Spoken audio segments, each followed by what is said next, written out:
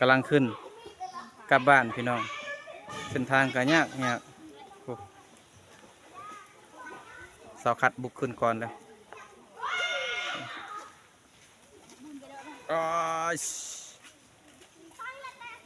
เอ้ยทางยากกันเลยพี่น้องเอ้ย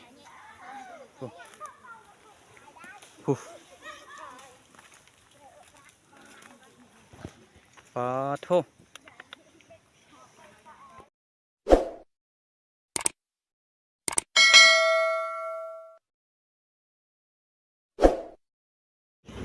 สบายดี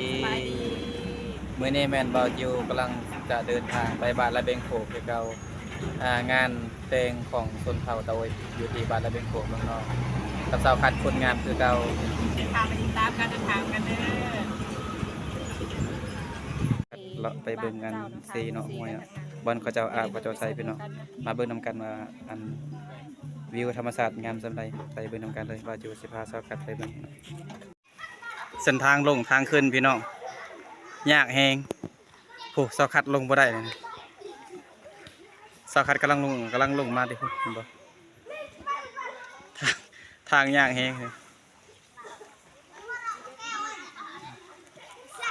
นี่เลยบอนน้ำอาบของเขาเจ้าเห็นบ่เป็นน้ำตกตาด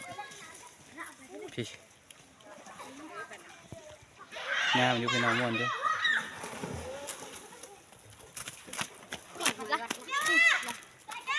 แต่เก่ามันเป็นน้ำตกตาดพี่น้องอยู่ในนี้แต่ว่าเดี๋ยวนี้มันจะบกแล้วช่วงนี้มันเดือน5แต่เก่าเป็นน้ำตกตาดงามเป็นตะม่วนแฮงช่วงประมาณเดือน9เดือน10เนาะเดือน11น้ำจะไหลแฮงพี่น้องแต่เดี๋ยวนี้มันบกแล้วเดือน5แล้วมันบ่มีน้ำยังเหลือแต่บอนว่างอยู่ลุ่มนี่พี่น้องเบิ่งเล็กน้อยเขาจะอาบ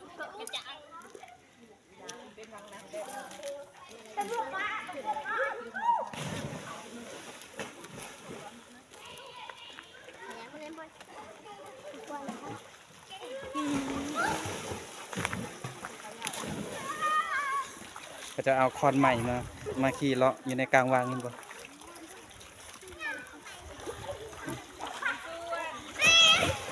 ก็จะเอาอันไม้คอนไม้ตัวตายพี่น้องไม้คอนไม้ตัวตายแล้วก็จะเอาขี่เลาะอยู่ในกลางวางเป็นตะม่วนแห้งปุ๊บป้าเขาโดดเอาปุ๊บตะม่วนแห้งพี่น้องป้าทุกสุดยอด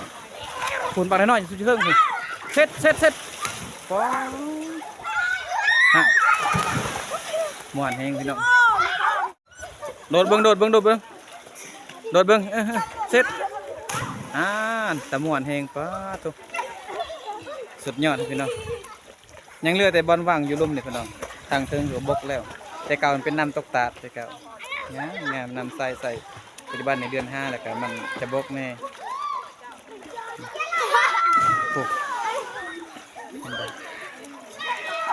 พระเจ้าโตนมาเบื้องลุ่มแล้วก็โตนแล้วก็ลอยมาแล้วก็ขึ้นเบื้องนี้เห็นปะญาติกันขึ้นแล้วนะ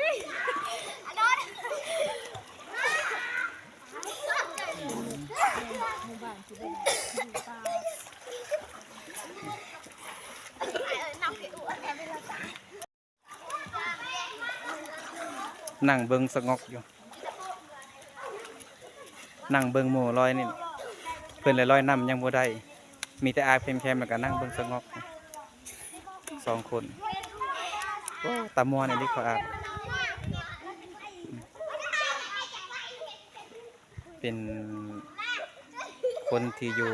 บ้านนอกบ้านนาอยู่ในชนบทอยู่ภูอยู่ป่าอยู่ดงพี่น้องประมาณนี้ก็จะอาบน้ำอยู่ในป่าพี่น้องอาบน้ำธรรมชาติ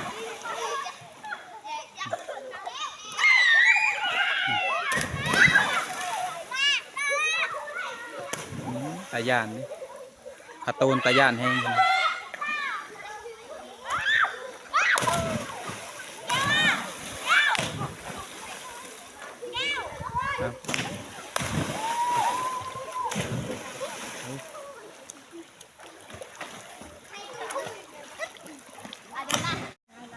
กำลังขึ้น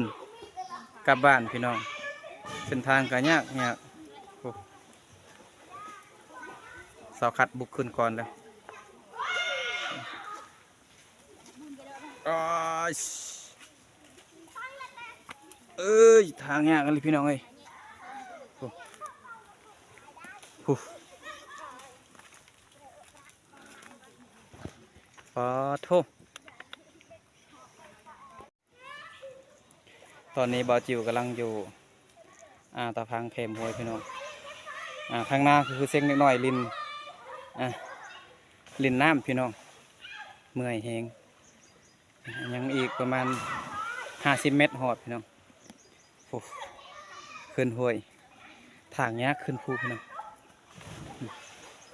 ภูเจ้าสำหรับคลิปนี้เนาะจะได้สิ้นสุดลงเท่านี้พี่น้องขอฝากไว้สำนี้มิดบาจิวขึ้นมาแต่เซกับเสาคัดแล้วก็มีแต่พาเสาคัดเมื่อเลยเพราะว่าเสาคัดก็อยู่ไกลแม่เพิ่นยังสิเข้าเมืองต่อพี่น้องยังสิกลับบ้าน